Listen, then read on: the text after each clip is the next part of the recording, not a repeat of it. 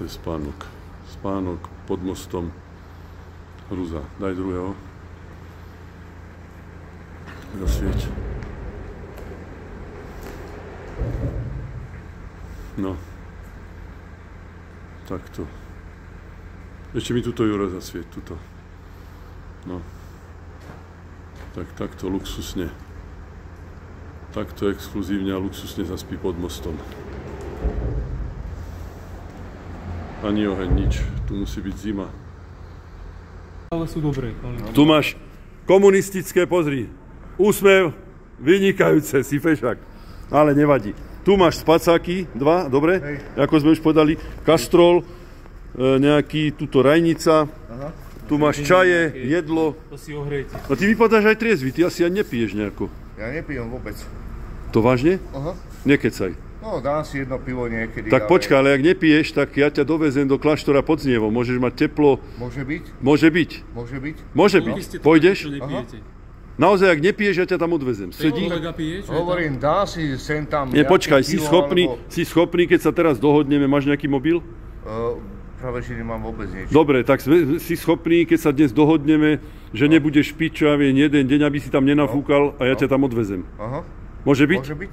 Jasne. Dám ťa, osprchujeme sa, Jasne. alebo teda dáme ťa osprchovať a odvezeme ťa tam. Súhlas? Samozrejme. Dohodnuté? Jasne. Ty vypadáš fakt, že nie, že OK, Juraj, odvezeme ho. Nie, však ja dobre, dobre, dohoda, takže aj ako dieťa nájdem... Dám si nejaké pivo, nie, teraz si nedáš pivo, lebo pôjdeš tam, chceš... Ale ako počkaj. ja hovorím, ako tu, dám dobre, si ale nejaké potom, pivo. keď tam budeš, vydržíš bez alkoholu. Samozrejme. Chceš mať 3-krát denne teplú stravu, všetko v pohode?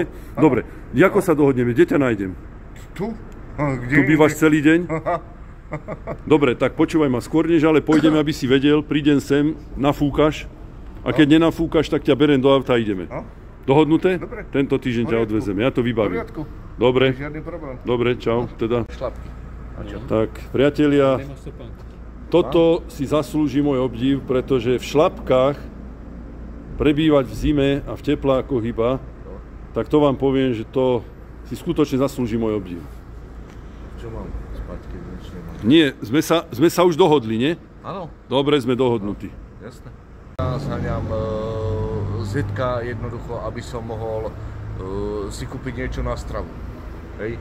A hlavne aj na pitie, aby som mal aj vodu. Lebo vodu človek potrebuje, alebo niečo také podobné. Áno? No. Hlavne zetka zháňam kvôli tomu, aby som mal na stravu. Hej? Jasné. No.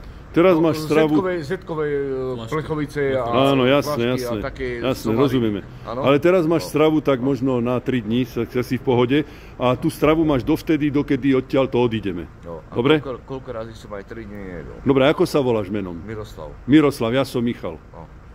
Dobre? Miroslav Domín. Dobre, to nemusíš hovoriť, ale ja som Michal, ty si Miroslav, vynikajúce. Takže tento týždeň odchádzame, jasné? Dobre, v poriadku. Meníme ti život. Dobre, a ty si ho hlavne meníš, ale sami... Dobre. Budem rád. 100% ideme na to. Budem strašne rád. Ideme na to, 100%. No, Juraj Kapuš z občianskeho združenia Stromy zdravia doviezol tuto tým ľuďom bez domova deky, spacáky, aby mohli teda prespať nejakým spôsobom. Jedlo, nejaké polievky, čaje a nejaké teplé svetre. Výborne. Zasvieť mi, lebo nevidím. Dobre, čiže aby videli všetci. No, výborne. To je... Čo im ešte chceš dať? Panvice, kastrol. Vynikajúce. A madrac. To bude luxus.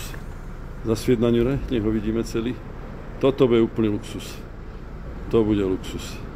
Dobre, priatelia, takže ideme to vyložiť. No, aspoň niečo. No a takým, čo nepijú, tak je na prilepšenie. No. Ty máš štígro dnes, že ako to sa mi ľúbi. Fakt, ja som rád, že ti pomôžeme, je to super. Takže ja som rád. Tu máš také ešte prilepšenie, dobre? No. Týmto vydržíš, fakt drž sa a nepí, dobre? Nie, však isto. No, takže dobre sme dohodnutí naozaj.